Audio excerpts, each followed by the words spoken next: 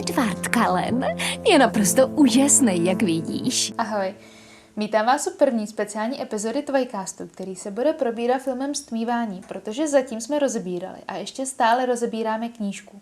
Povíme si nějaké chyby ve filmu nebo třeba zajímavosti o stmívání. A asi to bude na 2 části, jelikož jsem si připravila opravdu hodně materiálu. Stmívání je film, který z obyčejné holky a takového jako třpitivého upíra udělal, dá se říct, takovou globální posedlost. A zároveň nasadil laťku romantiky někam mezi toxický vztah a lehkou krizi identity. Já jsem nevymyslela, jak jinak bych to líp řekla. Jsem člověk, který je ale jako fakt zamilovaný do Edwarda a Twilight miluju. Ale říkala jsem si, pojďme se držet tady nějaké racionality a pojďme to teda rozebrat trošičku z té racionálnější stránky. Edward Cullen je, dá se říct, takový jako chodící red flag. Je mu asi 107, chodí na střední a sleduje Bellu, když spí. A nejenom to, jo. Což není úplně moc romantika, ale je to podaný jako ta nejromantičtější část Stmívání. A nejlepší na tom je, že Robert Pattinson, který vlastně hraje toho Edwarda, sám později řekl, že ta postava je divná. No a Bella, tak ta v podstatě je taková jakože tajemný, bledý, chladný, tvrdý upír, jo, tak to beru. Bella je postava, která má jednu takovou super schopnost a to je, že existuje a že je stále ještě naživu. Ale reálně teda Bella nemá moc výraznou osobnost, protože všechno, co se děje kolem ní, tak ona v podstatě jenom jako reaguje. A i když jakoby není tak moc výrazná, tak přesto se stejně do ní jako zamiluje v podstatě jako upír, vlkodlák a dá se říct i jako půlka internetu, což je poměrně dost jako slušný výkon. Jestli si pamatujete, což pokud teda posloucháte ten podcast, tak si upřímně myslím, že si pamatujete, jak ten film vypadá. Je teda takovej modrej, studený a i jako trošku takový jako depresivní, hodně lidí ho má spojený i s podzimem. Tak to není náhoda, je to právě kvůli městečku Forks, protože město Forks je místo, kde slunce prakticky neexistuje, pořád jenom prší a prší. A ten filtr je důvod, proč si vlastně myslíte, že ten film je jako hlubší, než ve skutečnosti jako by byl. Město Forks se zároveň díky knihám a filmům stalo obrovským turistickým lákadlem, kam ročně jezdí 10 000 fanoušků. A v tomto městě najdete dokonce i obchody se suvenýry přímo s Twilight tématikou a věřte mi, že není jich málo, těch obchodů je tam opravdu hodně. Dají se tam sehnat přívěsky, magnetky, i dokonce knížky, ale i nějaký rekvizity až po různé oblečení. V tomhle městě se taky nachází teda infocentrum, přímo jako Twilight, kde dostanete mapičku, abyste věděli, kde co je a kam se můžete podívat, a taky je tam přímo Twilight muzeum. Film Stmívání byl teda natočen přesně za 48 dní. A začíná teda monologem Belly o životě, který je podložený scénou se srnkou. Jenomže ta scéna není jenom o té srnce, ale je teda hlavně o tom, co přijde potom. Protože srnka obecně symbolizuje nějakou jemnost, nevinnost a kořist. Je to přesně to, co představuje Bella na začátku filmu. Je křehká, je nová ve městě, je taková jako nevinná. Takže Bella je v podstatě jako ta srnka. V tom záběru teda srnka utíká před predátorem a ten predátor, neboli Edward, v tomhletom zobrazení ji tady nakonec uloví. Což hned takhle na začátku nám nastaví krásnou hlavní dynamiku filmu, že v podstatě Edward je lovec a Bella je teda taková kořist. Bella do té doby bydlí ve Phoenixu se svojí matkou a s jejím relativně novým přítelem Philem. Phoenix je teda v Arizoně. Je to město slunce, tepla a pouště. A jeho ikonickým symbolem je kaktus saguaro. Budeme se bavit asi v češtině. Saguaro je teda obrovský kaktus, který může dorůstat nějakých 15 až 18 metrů, dejme tomu. No, jenomže Bella, možná si pamatujete tu scénu s tím kaktusem, tak Bella si sebou vezme něco úplně jiného. Takovej malý kaktus, takzvaně říká se mu zlatý sud. Asi si ho vezme protože je možná praktičtější, protože je menší a možná taky protože je to takový jako její styl, takový nenápadný, uzavřený a je to takový jako malý kousek jejího starého života, který si teda bude přinášet do Forks, což je pro ní jakoby jiný svět. V zápětí uslyšíme první píseň, která nás doprovází na její cestě teda z Phoenixu do Forks.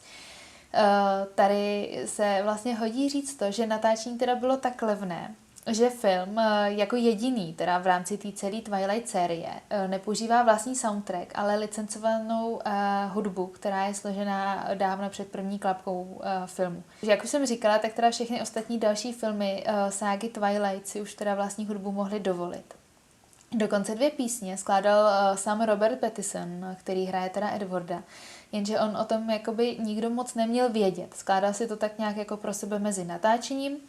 No a přišla Nikki Reed, která teda hraje Rosalie a ona to na něj prostě práskla. Takže jeho písničky jsou skutečně ve filmu. Takže kdykoliv je slyšíte, tak to není soundtrack, to je Robert, který si skládá hudbu mezi natáčením. Konkrétně se teda jedná o písně Never Think a Let Me Sign. Ta cesta je teda docela zajímavá sama o sobě, jak Bella přijíždí do toho Forks. S tím, že přímé lety z Phoenixu běžně míří do Seattlu a ne úplně do těch malých měst, jako je Forks. Takže v Seattlu musí Bella přestoupit do Port Angeles, což je zhruba hodinka cesty od Forks. Let trvá cca 4 hodiny. Ve filmu teda Bella letí Southwest Airlines, což je takový jakoby detail toho letadla při tom záběru. Po příletu Belly jí teda Charlie veze z letiště domů, pravděpodobně teda z toho Port Angeles. A Forks je teda malé městečko s populací 3120 obyvatel. Už v úvodních záběrech toho filmu vidíme teda takovou tu typickou atmosféru toho ponurýho, mokrýho a neustále deštivého města. Zajímavý detail je, že je tady záběr na kamion, který ale jede bez řidiče. Nevím, jestli jste si toho někdy všimli, ale opravdu ten kamion, co veze to dřevo, tak jede bez řidiče. Bella s Charliem teda přijíždí k jeho domu, který se ve skutečnosti teda nenachází ve Forks, ale ve městě St. Helens, který je vzdálený asi 4 hodiny jízdy autem, to je jenom taková jako zajímavost, ale pro děj filmu to teda nemá žádnou váhu. Bella vystupuje z auta, teda se svým kaktusem v ruce a upřímně nevím, jak moc praktické je cestovat s kaktusem v letadle. Charlie teda pomáhá vyndavat její věci z auta a Bella si sebou do Forks vezla opravdu minimum věcí. Charlie teda pomůže ty věci donést i nahoru do pokoje a mimochodem jí říká, že jí uvolnil pár polic v koupelně a Bella se teda strašně diví, že má jenom jednu koupelnu, což je docela zvláštní reakce, protože k němu už dřív jezdila na prázdniny. Charlie teda taky koupil novou přikrývku. Vzor té přikrývky se mimochodem objevuje třeba na igelitkách právě z těch již zmiňovaných suvenýrových obchůdků ve Forks. Bella si je pochvaluje, že Charlie nezdržuje, ale spíš to působí tak, že jednoduše moc nemluví a nechává teda věci plynout po svým. Zhruba 5 minut po příjezdu do Forks někdo zatroubí a Bella jde ven zjistit, kdo to je a jedná se teda o Billyho a Jacoba Blacka. V knize Twilight se Jacob objevuje teda výrazně později a z minulosti si ho Bella nepamatuje. Ale v té filmové adaptaci je jeho uvedení vlastně jakoby hned na začátku a v podstatě hned Bella ví, o koho jde a pamatuje si, že si spolu hráli nebo stavili nějaký bábovičky z bláta. Mimochodem, Taylor Lautner, který teda stvární postavu Jacoba, tak během natáčení měl paruku, protože měl tehdy kratší vlasy. A dokonce ta paruka je v jednom detailnějším záběru vidět, když Charlie jí jako předává to nový auto, ten nákladáček, co pořídil od toho Billyho Belle. Charlie teda té Belle předává ten pick-up, kde oproti knize je teda trošku změna, protože Bella naopak ve filmu je z něj fakt jako nadšená. A hned máme ukázanou i nějakou její nemotornost, protože když se snaží nastoupit do svého nákladáčku, tak nechtěně přibouchne Jacoba dveřma. Je to taková ta naše klasická nešikovná Bella. Navíc teda auto je s manuální převodovkou, což u amerických aut není tak častý. Druhý den jde Bella do nové školy v polovině března, a je to konkrétně Forks High School, která teda taky ve skutečnosti se nenachází ve Forks, ale ta její filmová verze se nachází v Kalamě a jmenuje se teda Kalama High School, což je nedaleko Portlandu. Bella zaparkuje a Tyler na ní teda zírá a on v té době má vínovou mikinu. A dokonce v odraze Belly na pick-upu, konkrétně teda v tom okýnku, je vidět i mikrofon, který teda se omylem dostal do záběru. Tyler Belle pochválí auto, což on řekne něco jako superkára a v tu chvíli má teda přes mikinu ještě vestu. Jenomže v dalším střihu, když už Bella jakoby odchází od toho auta, tak už zase tu vestu nemá. Bella jde s nějakým zmuchleným papírem po škole a snaží se teda zorientovat, kam má jít a co má dělat. A z dálky si ji teda dost lidí prohlíží a navíc i jedna spolužička teda s velmi znechuceným výrazem. V tu chvíli ale k Belle přispěchá Erik a říká jí teda, jestli je teda ta nová Izabela Svenová. Mimochodem v českém dabingu se používá Svonová místo Svenová, což nevím, protože v angličtině je to jako Bella Sven a v češtině je to jako Svonová.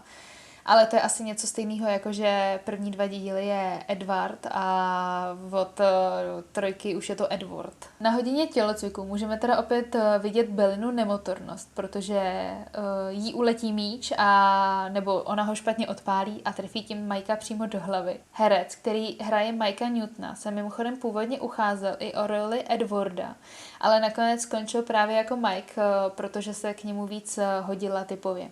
Když se Mike začne s Bellou bavit, tak přispěchá Jessica, u které si jde už všimnout na první pohled nějaký náklonnosti k Mikeovi. A začíná se teda postupně rozvíjet nějaký ten jejich jako trouhelník. Mimochodem, Kristen Stewart, která hraje Bellu, má ve skutečnosti zelený oči a při natáčení nosila hnědé kontaktní čočky. Celá scéna tělocviku je zakončená tím, že Mike zvedne jedno obočí směrem k Belle, zatímco Jessica si ho naopak sleduje a tam už je teda, jak říkám, takový to naznačení teda, kdo po kom půjde a že teda tady bude nějaký milostný trouhelník. Dostáváme se teda k nějaký, já bych možná řekla i k jedné jako z nejikoničtějších scén filmu. A to je teda jídelna, protože Bella si sedá ke stolu, kde už sedí Jessica, Mike i Eric a dokonce nově tady potkáme i Angelu. Bella se teda donese tát s jídlem a Mike jí hned nabízí své burrito, což jako proč ne, když Bella má své jídlo, že jo, tak si přece dá ještě navíc. A Angela Bellu vyfotí a bez nějakého oficiálního představení se teda dávají do řeči. V tu chvíli si Bella všimne 2 párů studentů, kteří právě přicházejí do jídelny a tím začíná úplně jiná část příběhu. Jessica s Angelou se teda snaží Belle přiblížit rodinu Cullenových, který právě teda vchází do jídelny. Jako první teda přichází Rosalie s Emmetem, což Rosalie teda stvárnila herečka Nikki Reed, což už jsem říkala, a ta teda ve skutečnosti má hnědý vlasy, takže ji museli odbarvovat a dočetla jsem se, že odbarvování trvalo asi nějakých 36 hodin, což muselo být docela záhul pro ty vlasy. Jako další teda přichází Alice a Jasper, což Alice udělá lehkou otočku. To úplně nevím proč, není to úplně jasný, ale vizuálně to celkem funguje, že je taková jakoby éterická, tak to asi můžeme nechat být. A nakonec teda přichází Edward. Ten samozřejmě slyší spoustu myšlenek na to, že do školy přišla nová holka, takže asi jako očekává. A on si jde teda sednout ke stolu Cullenů, kde už teda sedí ty jeho 4 sourozenci a on si sedá přes prsty, protože prostě normální člověk si přece sedá na židli tak, že položí 2 prsty z každé ruky na stůl a posadí se, že jo, přes ně, což není jako úplně jasné, proč. Teda asi by nám možná z toho mohlo jako dojít, že teda tady něco asi jako sedět nebude. O chvilku později teda Edward zjistí, že Belle nedokáže číst myšlenky, takže jeho zmatený pobuřící výraz stojí za to. A proběhne mezi nimi teda nějaká výměna pohledu. Zajímavost mimo děj je, že herci, kteří hráli upíry, tak měli nějaký velmi přísný pravidla ohledně opalování. Já si myslím, že to měli snad i ve smlouvě, že jsem se někde dočetla, že se nesmí opalovat, aby si udrželi co nejsvětlejší pleť a stejně je teda napatlali nějakým bílým make-upem, který se musel mockrát opravovat a byly s ním docela jako potíže. A teď teda zpátky k ději. Bella vchází do učebny biologie, kde z nějakého důvodu je teda zapnutý větrák, který teda pomůže tomu, aby se její vůně dostala líp k Edwardovi. Jako tu její vůni musel Edward cítit už v té jídelně, protože on procházel prakticky vedle ní, ale spokojíme se s vysvětlením, že větrák to jenom umocnil. Edward je tedy nucen zacpat si nos, což taky nedává moc smysl, protože upíři nemusí dýchat a jemu by bohatě stačilo, kdyby se jenom přestal nadechovat. Ale chápu, nevypadalo by to tak dramaticky. Bella si teda toho jeho divadla všimla a zatváří se dost nechápavě, ale v podstatě jediná volná lavice nebo jediné volné místo je právě vedle něj, takže si k němu musí sednout. Pan profesor rozdá skleněný mističky, který Edward od sebe odtáhne, ale v dalším záběru už ty zkumavky jsou zase opět u sebe, nebo ne zkumavky, ty mističky. Zde je pak takový rychlý střih, jakmile profesor dořekne zadání téhle hodiny, nějakých těch laborek, tak už teda zazvoní a Edward rychle vypadne ze třídy.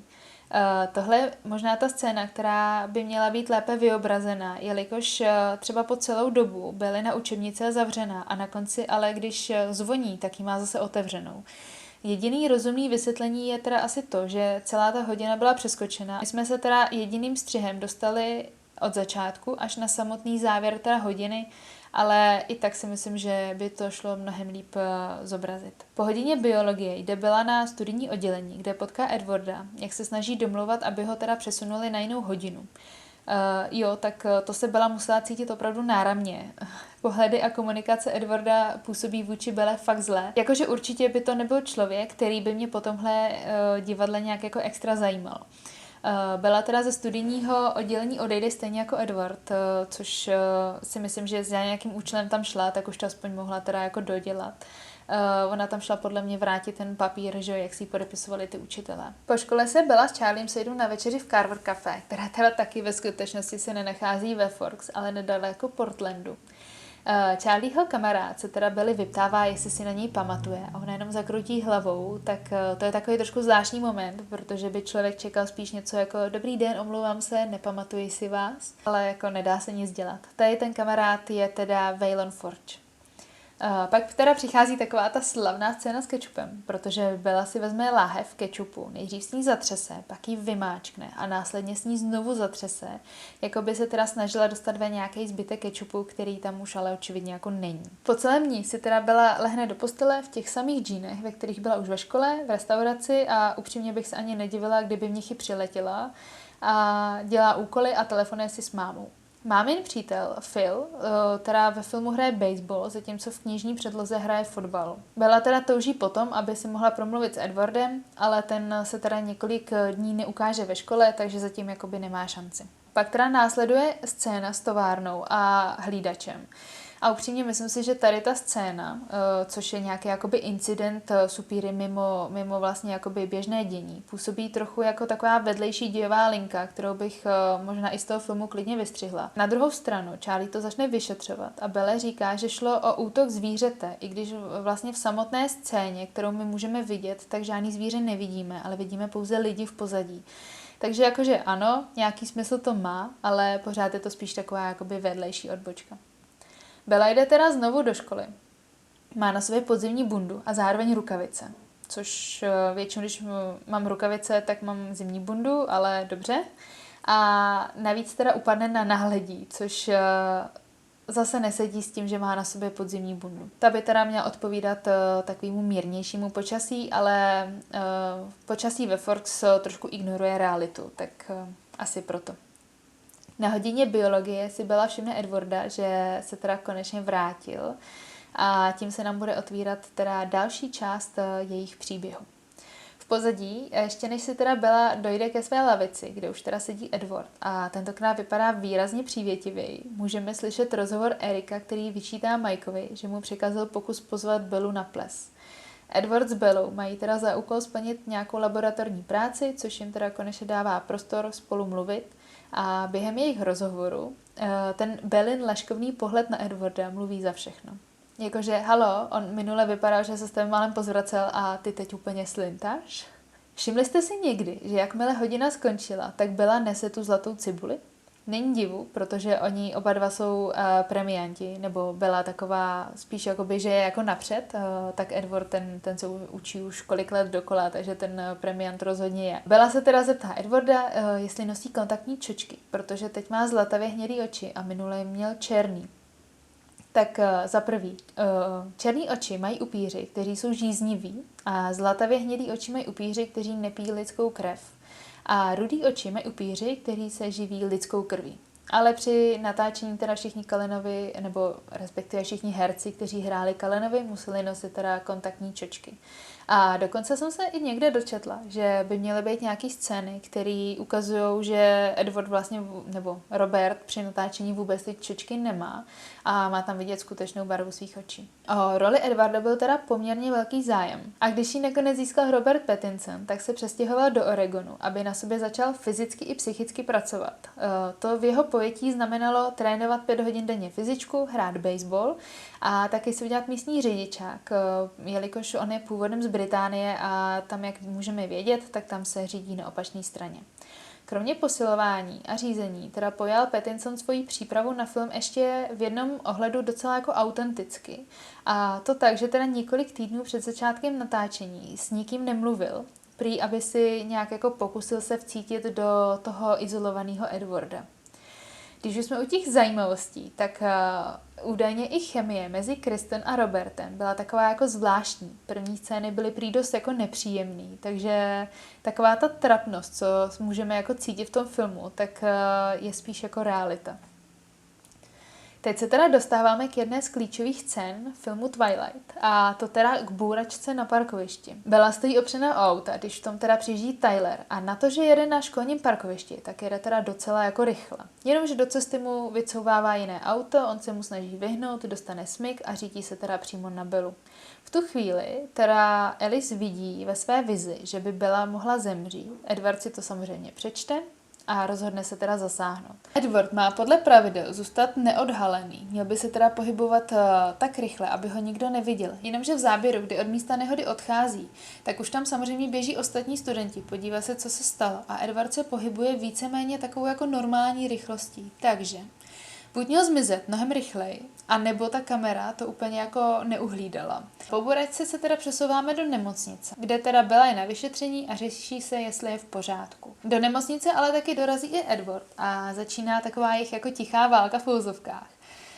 Protože Bella si pamatuje, že Edward u ní byl prakticky okamžitě a zachránil jí, jenomže Edward to popírá a snaží se jí namluvit, že si to jenom jako špatně vyložila. Takže jasně, Edwarde, určitě. V nemocnici se objeví i Carlisle Cullen, což je Edwardův otec a zároveň teda místní doktor. A tady je taky zajímavých hned několik věcí. Carlisle se hned při příchodu do té ordinace dotknul Charlieho, který tam byl s Bellou a strachoval se o ní. Ale on není vlastně vůbec překvapený tím, co se stalo, protože i přesto, že mu jako Bella říká, že ji Edward zachránil a že tam byl strašně rychle a odstrčil svojí silou to auto, tak vlastně ho to vůbec jako nepřekvapilo a on teda toho Edwarda samozřejmě jako kryje. Karel jí to teda zároveň taky jako vůbec jako nerozporuje, to, že Bella se mu snaží vysvětlit, že tam byl okamžitě, byl strašně rychlej a nevím co všechno. Takže vlastně ve finále Bella teda stojí proti dvěma lidem, kteří se tváří, že všechno je teda v naprosté normě. A když už jsme teda i u doktora, tak Peter Fascinelli, který hraje doktora Cullena, tak má teda taky odbarvený vlasy právě pro tu roli. Dostáváme se k noční scéně, kdy teda Bella spí a Edward jí přijde, dá se říct, asi jako zkontrolovat. Jasně, údajně se uhodila do hlavy, tak možná proto. Ale jako víme, že se přišel prostě podívat, jak spí, to je takový jako běžný, lidský, normální chování. Edward stojí v jejím pokoji a sleduje jí teda zatímco ona spí, což má působit romanticky, ale z dnešního pohledu je to teda trošku jako stalkerský. Ale tak no. Edward jí teda pozoruje v klidu, jako by to byla taková ta nejběžnější věc na světě, ale tak upíři oni nemají moc potřebu se hýbat, takže on tam prostě stojí několik hodin a je jako v klidu. Bella teda o tom samozřejmě vůbec jako netuší. Bella se teda zdá o Edwardovi, což tam je to trošku takový jako zvláštní, protože ona to prožívá hrozně jako intenzivně romanticky a působí v tom snu, jako kdyby prožívala nějaké jako silné emoce. Zároveň teda, když otevře oči, tak vidí Edwarda, ale než teda stihne rozsvítit a pořádně se probrat, tak Edward samozřejmě jako zmizí, klasika, no. On se schová do nějaký té skříně tam. A zároveň si teda jako pojďme říct ještě jako jednu věc. Edward ví, že je pro ně jako extrémně lákavá jako jídlo, že jo, jako napití krve. A on se stejně rozhodne chodit k ní v noci do pokoje a tím si asi jako dokazuje nějaký extrémní sebeovládání, nebo nevím, co si tím jako dokazuje. Přesouváme se teda na školní výlet do Skleníku, kde Bella čeká na hromadný odjezd autobusem a Mike teda využije příležitost a pozve jí na ples. Tato vezme docela jako v klidu, žádný velký emoce, ale odmítne ho teda s tím, že pojede do Jacksonville. A tady si všimněte detailu v pozadí. Tam stojí Edward opodál a vypadá, jako by to celý poslouchal. Jasně, chápeme, že umí číst myšlenky. Ale on tam stojí tak, že to vypadá, že poslouchá. Takže Edward úplně přesně ví, co se děje ještě dřív, než Bella to vůbec pracuje, protože prostě vemte si to takhle. Normální kluk přijde, pozve holku na ples a Edward ten už 5 vteřin předtím, než Mike to vůbec vyslovil, věděl, že má v plánu jí pozvat na ples. Asi takhle. Podstatný teda je, že Bella poňoukne Mikea, aby teda na ples pozval Jessiku, že ta na to teda určitě jako čeká. Ve Skleníku jdou studenti za sebou v řadě, protože je tam taková jako relativně úzká cestička. No a Edward se teda dá do řeči s Bellou a ptá se jí, co teda bude dělat v Jacksonville. A tím trochu prozradí, že to o tom ví. Před nimi jdou teda dvě studentky, které v prvním záběru jdou obě dvě bez čepice. Bella uklouzne, Edward jí zachytí. Takový to jeho klasický já tě vždycky zachráním moment. A v dalším střihu teda najednou jedna z těch holek má na hlavě zelený kulich jako drnatý vlasy, takže je to vlastně úplně jiná osoba, než tam byla před tu sekundu předtím. Tady si teda zase kontinuita vzala volno, protože obecně, když se zadíváte i na ty lidi v pozadí, tak i když je zachovalá plynulost konverzace, tak ty osoby po každý dělají něco jiného v dalším střihu, než v tom předchozím a není možný, aby to jako stihli se přemístit nebo stihli začít dělat něco jiného. Jessica teda přiběhne za Bellou a jde si jí pochlubit, že Mike jí pozval na ples a celá ta třídní skupina se teda pomalu začne posouvat ze skleníku ven zpátky teda k autobusům, že půjdou zpátky do školy. No a v tu chvíli se to tak nějak jako zlomí, protože Bella odchází směrem k autobusům a Edward jí dožene a přichází věta Bello, my nemůžeme být kamarádi. Bella mu odvětí, že na to měl myslet trošku dřív, než zastavil to auto, aby jí nezabilo. Což je mimochodem vážně divný, protože to, že jí Edward řekne, že nemohou být kamarádi, znamená teda pro ní, že by jako radši umřela? Asi jo, no. Bella teda už potom je doma s Charliem, vedou takovou tu klasickou domácí konverzaci o René, tedy Bellině mámě, a je to takový to rodinný okýnko, kde se nic velkého neděje, ale zároveň se dozvídáme teda nějaký základní vztahy mezi postavami. A trošičku nějaký detail z prostředí, protože v knižní předloze si Bella stěžuje, že doma nemají myčku, ale ve filmu ji mají, takže tenhle komfortní problém dá se říct jako zmizel. Když už jsme u té kuchyně, tak v knize je laděná do pastelově žlutých tónů, zatímco ve filmu je ta taková mentolově zelená. No a na té kuchyňské lince stojí balení vody, což v Americe není nic neobvyklého. Balená voda se tam často prodává ve větších baleních, nikoli po jednotlivých lahví. Ale tady je takový ten logický moment, kdy Bella si vezme skleničku, naleje si vodu z kohoutku a napije se. A člověk si jakoby může říct, že proč si nevezme tu lahev a nenaleje si teda tu vodu z té lahve, a nebo se nenapije přímo z té lahve, protože asi tam ty balené vody mají z nějakého důvodu, že třeba ta voda z toho kohoutku není tak dobrá. Ale můžeme se zase spokojit s nějakým vysvětlením, že třeba Charlie mu nechutná, takže ten si kupuje balenou vodu, Belle to nevadí a bla bla bla. Další den ve škole se teda dostáváme zpátky do jídelny, kde Bella sedí u stolu a kolem ní se řeší běžná školní konverzace, která se rychle stočí k lapuš. Mike a Tyler rozebírají výlet, na který se chystají. Určitě znáte takovou tu ikonickou větu Lapuš baby, lapuš. Je to řečený tak jako, že by šlo o nějaký výjimečný místo, ale ve skutečnosti jde teda o nějaký surfovací výlet na pláž s kamarády. Celá debata je vlastně o tom, kam pojedou, jak moc to tam bude jako cool a kdo tam všechno bude a tak. Bella spíš poslouchá, ale je vidět, že teda hlavou je v jiných myšlenkách. V hlavě má teda především Edwarda a všechno, co kolem něj začíná být tak jako zvláštní. Bella si teda po chvilce jde pro jídlo a zastaví se teda u salátového baru, kde pomalu si skládá svůj salát na talíř, zatímco kolem ní pokračuje běžný ruch jídelny. K Edwardní teda přijde tak jako tiše, jako by se tam jen tak jako zjevil. Bella si ho všimne až ve chvíli, kdy teda stojí vedle ní a schodí omylem jabko a nějakou záhadou se teda vykutálí po Edwardově noze a chytí ho rukama. No dobře, jdeme dál. Edward jí osloví a začne s ní teda mluvit tak, jako by se mezi nimi nic nestalo a zároveň je mezi nimi cítit napětí z jejich předchozího rozhovoru o tom, že oni přece nemůžou být kamarádi. Bella teda nemá zatím žádnou přesnou teorii, co Edward je zač, ale v hlavě to teda začíná pracovat, protože prostě Edward se nechová normálně, je rychlý, silný, objevuje se tam, kde by neměl být a ví věci, které by vědět neměl. Takže Bella si ho v tuhle chvíli snaží vysvětlit nějak v rámci toho, co zná. A padají tam věci jako superhrdina, radioaktivní pavouk a podobně, ale ví, že na něm je něco jako jinak, něco takového jako nečlověčího, nelidského, něco, co jako běžně smysl moc nedává. Edward jí ale řekne, že teda žádný superhrdina není, že on je ten padouch a ona teda tomu nechce věřit.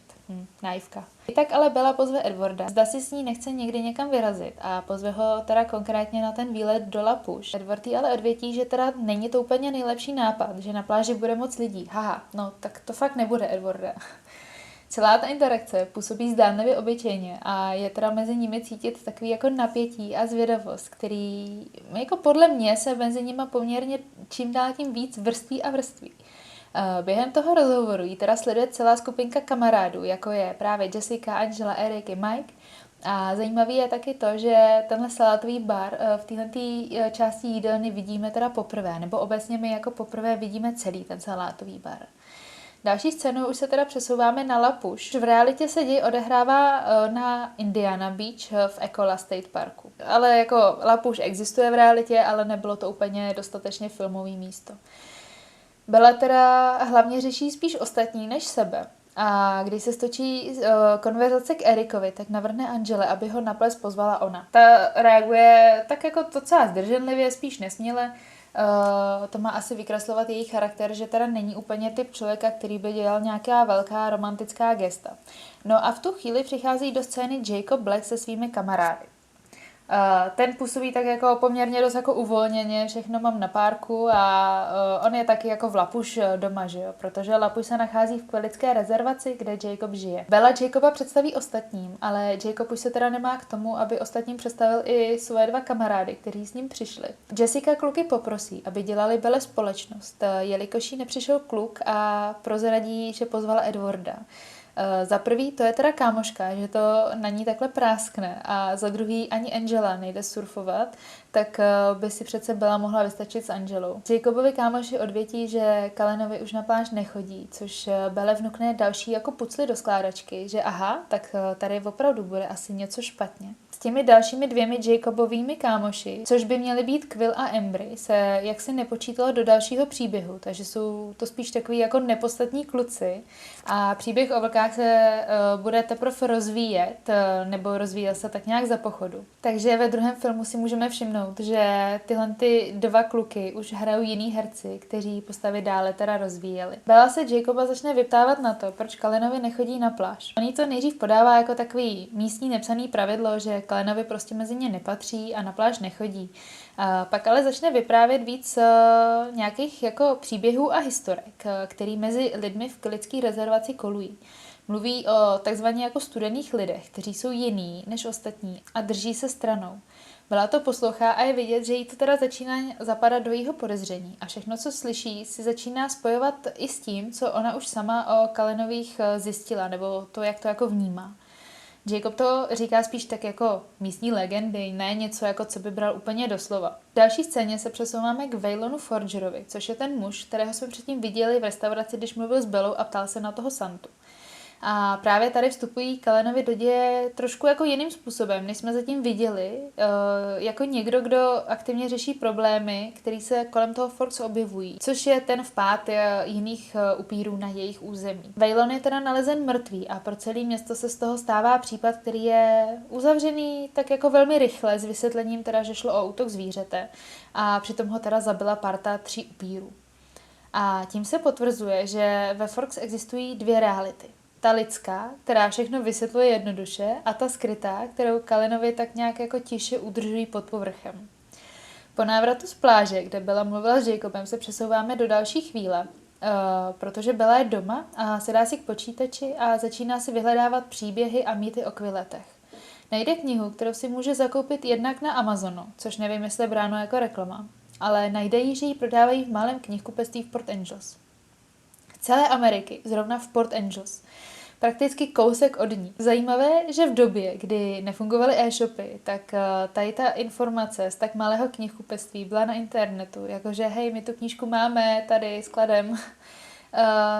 To je trošku zajímavý, ale tak chápem, že pro náš děj je to samozřejmě jako wow. Druhý den ve škole o přestávce teda sedí venku spolu s Jessicou a vyhlíží Edwarda, což Jess v zápětí dojde a oznámí Belle, že vždycky, když je hezky, tak Cullenovi nechodí do školy. V pozadí téhle scény je i parta lidí, kteří si hrají s hakysákem. Tahle scéna je poměrně diskutovaná, protože oni kopou nohama tak jakože do prázdna.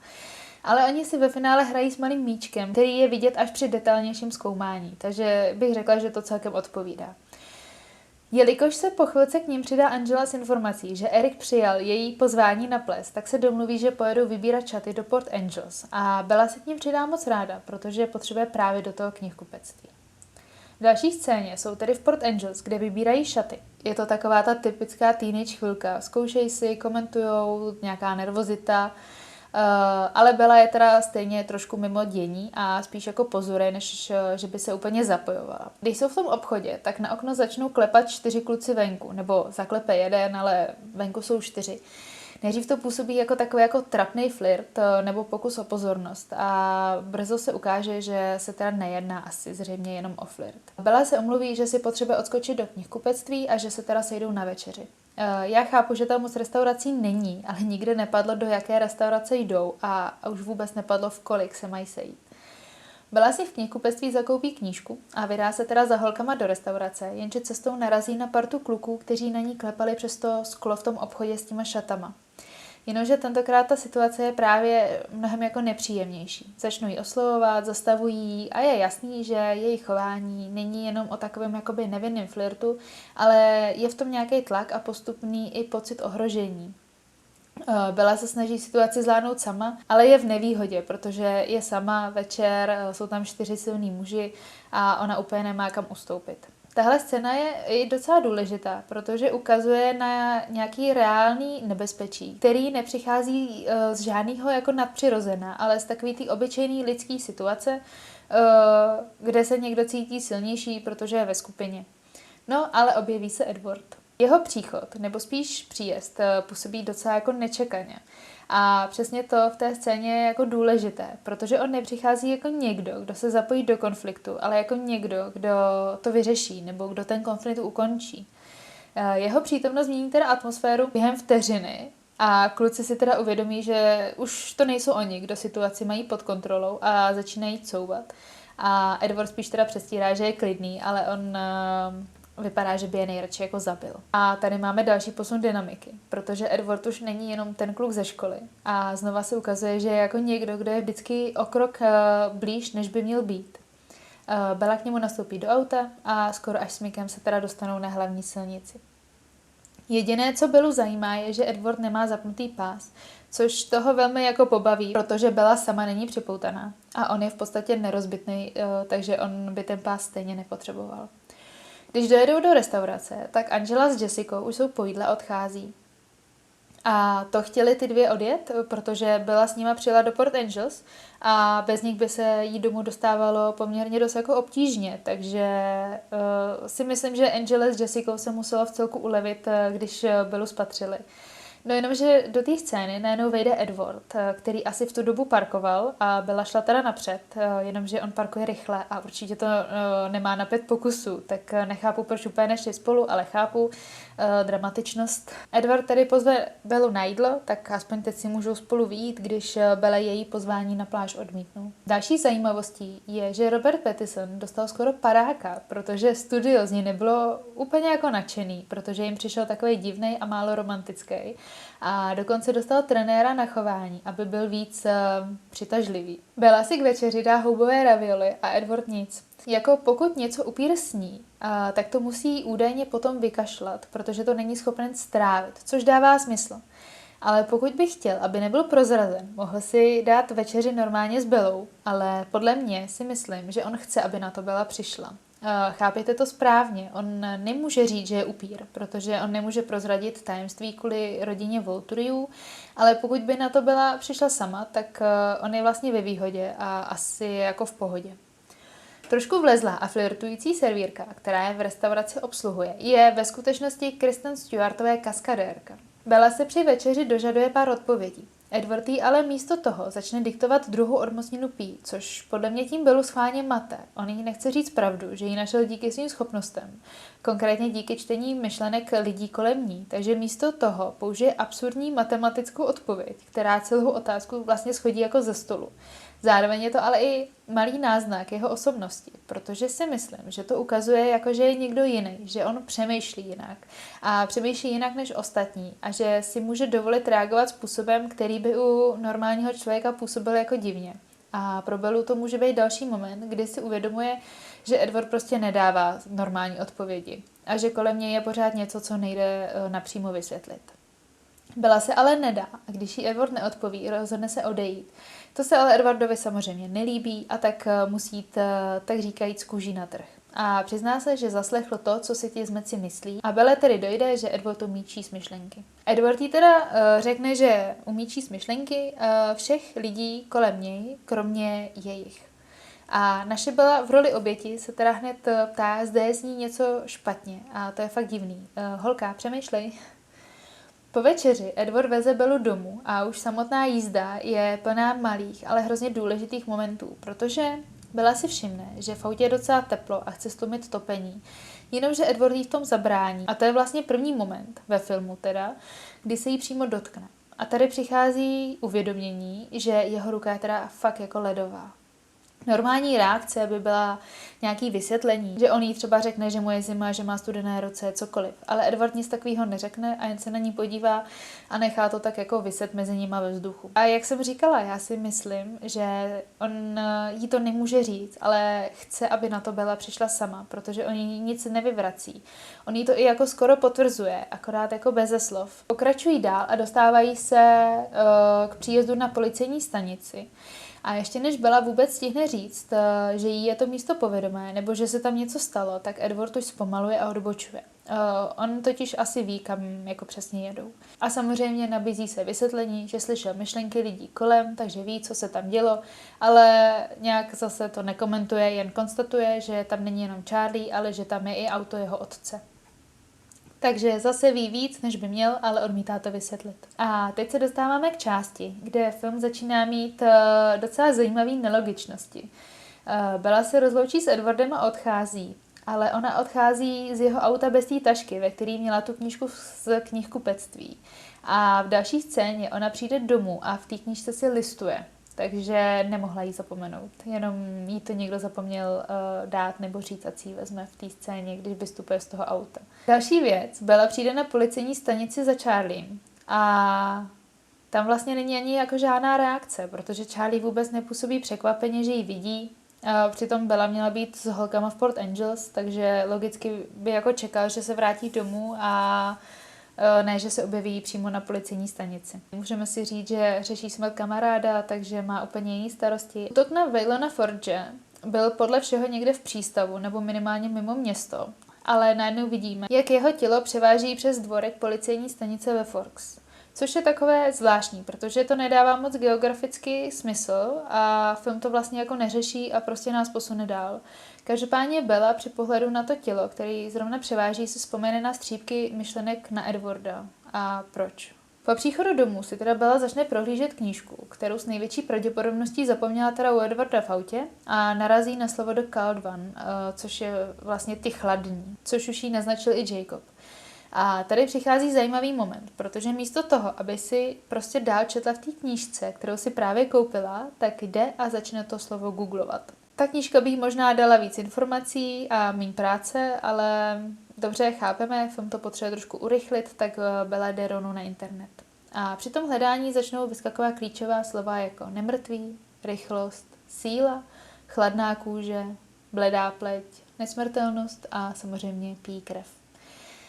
A tady už se to začíná skládat poměrně ve velkým, protože Bella si teda všechny ty drobnosti spojuje si Edwardovu rychlost, jeho sílu, studenou kůži, to, že nikdy nejí a najednou už to není jenom pocit a najednou už má před sebou poměrně smysluplnou odpověď. A i když to film ještě nenechá zaznít nahlas, tak pro diváka je tohle podle mě moment, kdy už to každému musí dojít. Další scéna se teda odehrává druhý den u školy. Bella stojí na školním pozemku, přemýšlí, evidentně si teda v hlavě skládá všechny ty informace z předchozího večera a v tu chvíli jí zahlídne Edward. A tady přichází moment, který je docela jako diskutabilní, protože Bella se rozhodne odejít do lesa dobrovolně, sama a Edward jí následuje. A tady mám spoustu otázek, protože Bella si právě dala dohromady, že Edward s největší pravděpodobností je upír. Má všechny indicie a její reakce je, jo, super, tak já s ním půjdu sama do lesa. Jakože proč? Proč má potřebu jít přesně na místo, kde by byla nejvíc zranitelná? A proč ho nekonfrontuje někde mezi lidma? A proč riskuje, že s ním zůstane sama? A další věc, oni odejdou ze školního dvorku do lesa veřejně před 3 lidma a on si toho nikdo nevšimne, nebo nikomu to nepřijde zvláštní, nikdo se za nima neotočí. Tohle je asi ta chvíle, kdy se vypíná logika ve prospěch dramatu. A zároveň to i něco říká vlastně o Belle, protože ona se nebojí, nebo možná spíš její jako zvědavost a fascinace Edwardem je asi silnější než strach. Když spolu dojdou hlouběji do lesa, tak Bella se konečně rozhodne jít přímo na věc. Začne Edwarda konfrontovat vším, co si o něm dala dohromady. Že nikdy nejí, nepije, že se vyhýbá slunce, že se mu mění barva očí a že jeho kůže je ledová jako led. Předkládá mu takhle jeden důkaz za druhým. A pak přijde otázka na věk a Edward jí řekne, že mu je 17 a Bella na to zareaguje docela jako chytře a neptá se jako opravdu, ale zeptá se, jak dlouho už je ti tolik. A tím ho asi jako dostane. A je to ten moment, kdy podle mě už obaví, že si na nic nehrají a nemá teda cenu si cokoliv jako nalhávat. Pak Bella řekne, já vím, co jsi. A Edward na ní tlačí, aby to řekla nahlas, aby to vlastně pojmenovala. A to je i docela důležitý, protože dokud to není vyslovený, tak je to furt jenom zatím nějaká jako relativní domněnka. Protože pokud to Bella řekne nahlas, tak už se to stane realitou, kterou nejde vzít zpět. A Edward tohle to podle mě přesně chce, protože on jí to nechce říct. On to ani nesmí podle mě říct. A on chce, aby si k tomu došla sama a zároveň, aby to sama vyslovila. Ale tak o tom už jsme se že bavili. Já si myslím, že si i Edward uvědomuje, že i když to Bella ví, tak, nebo i když jako zná pravdu, tak ona stejně neutíká. A co Edward je ve skutečnosti, tak to si necháme na příště, protože jak už jsem říkala na začátku, tak budu muset tenhle speciál rozdělit do 2 dílů. Tak i tak doufám, že se vám tahle epizoda líbila a dozvěděli jste se třeba něco nového a pro vás zajímavého. Já moc děkuju za poslechnutí téhle epizody, tak se mějte krásně a ahoj.